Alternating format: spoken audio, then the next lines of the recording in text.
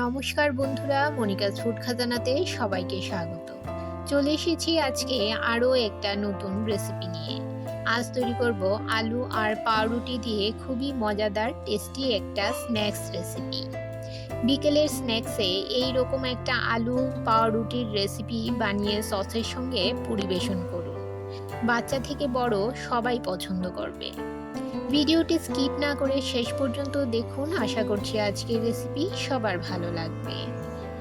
আমার নতুন পুরনো সকল বন্ধুদের অনেক অনেক ভালোবাসা জানিয়ে শুরু করছি আজকের রেসিপিটি তৈরির জন্য এখানে দুটো আলু বয়েল করে নিয়েছি। এবারে পেঁয়াজ কেটে নেব। দুটো মিডিয়াম সাইজের পেঁয়াজ লম্বা লম্বা করে কুচিয়ে কেটে নেব।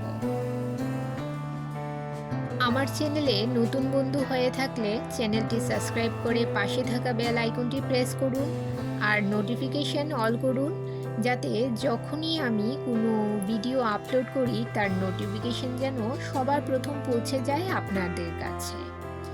যারা নতুন বন্ধু হয়েছেন তারা আমার কমিউনিটিতে বলে যাবেন। ভিডিওর নিচে বন্ধু হয়েছি, পাশে আছি এসব লিখবেন না, এতে আপনার আমার দুজনেরই চ্যানেলের ক্ষতি।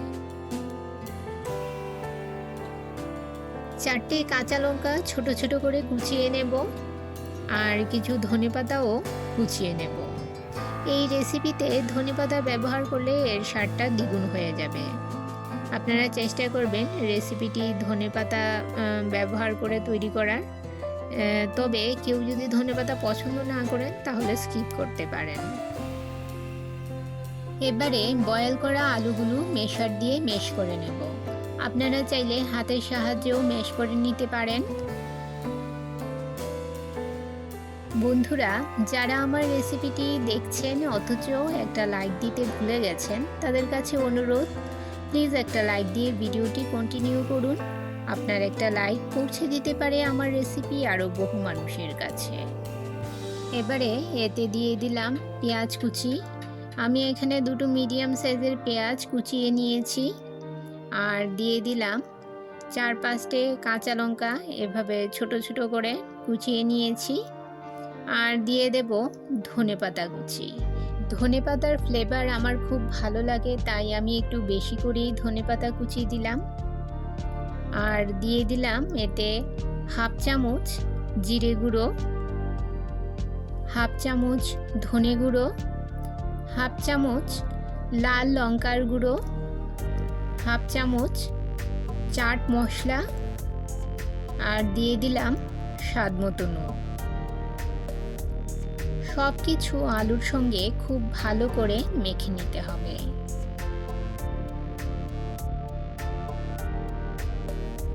বন্ধুরা, আমার এই রেসিপিটি যদি আপনাদের ভালো লেগে থাকে তাহলে লাইক, কমেন্ট ও সাবস্ক্রাইব করে আমার পাশে থাকুন, আমাকে এগিয়ে নিয়ে যেতে সাহায্য করুন। আমার আলুর মিশ্রণ তৈরি হয়ে গেছে। এবারে এখানে নিয়ে নিলাম পাউরুটি। পাউরুটিগুলো একটার গায়ে একটা লেগে আছে, ছুরি দিয়ে পাউরুটিগুলো আমি আলাদা করে নেব।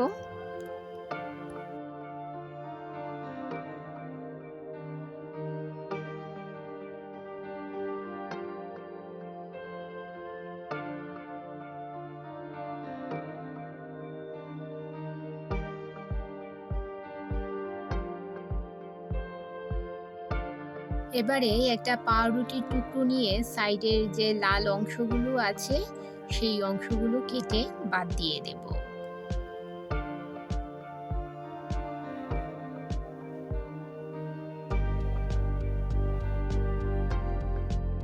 আমার পাউরুটিগুলো একদম ফ্রেশ, তাই পাউরুটিগুলো খুবই নরম। এই রেসিপির জন্য একটু টাইট পাউরুটি অর্থাৎ 2 দিনের পুরনো পাউরুটি হলে ভালো হয়।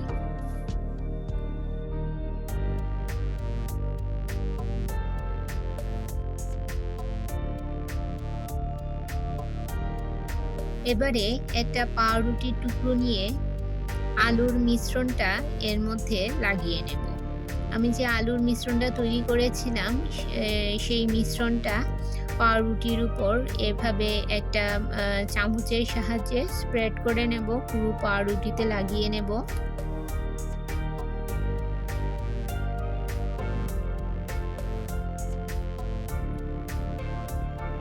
পাউরুটির উপর আলুর স্টাফিং দিয়ে আরেকটা পাউরুটির টুকরো দিয়ে এর উপর বসিয়ে দিলাম আরেকটা পাউরুটির টুকরো।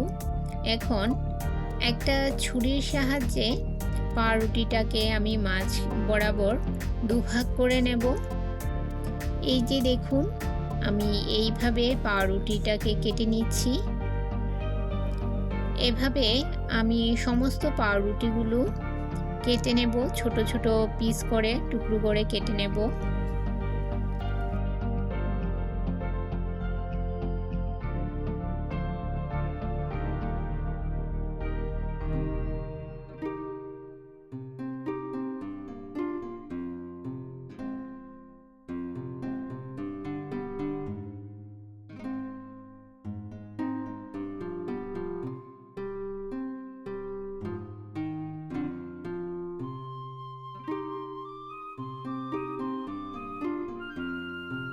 পাউরুটির টুকরোগুলো একটা প্লেটে তুলে নিয়েছি। এবারে একটা কাঠির মধ্যে পাউরুটির টুকরোগুলো একটা একটা করে গেঁথে নেব। দেখুন আমি পাউরুটির টুকরোগুলো কিভাবে গেঁথে নিচ্ছি।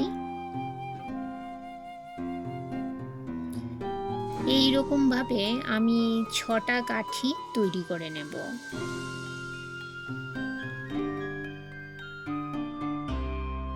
প্রত্যেকটা কাঠির মধ্যে আমি এই যে দেখুন 4টে করে টুকরো গেঁথে নিয়েছি।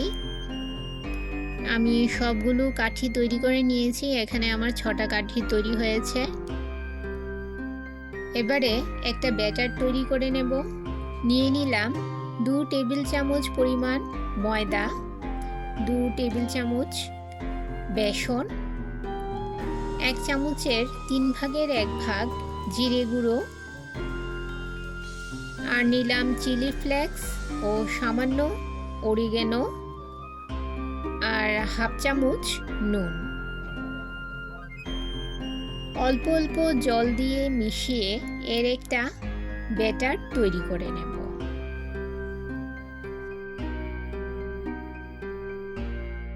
ব্যাটারটা বেশি ভারীও হবে না, আবার বেশি পাতলাও হবে না। ঠিক এই রকম কনসিস্টেন্সির একটা ব্যাটার তৈরি করে নিতে হবে।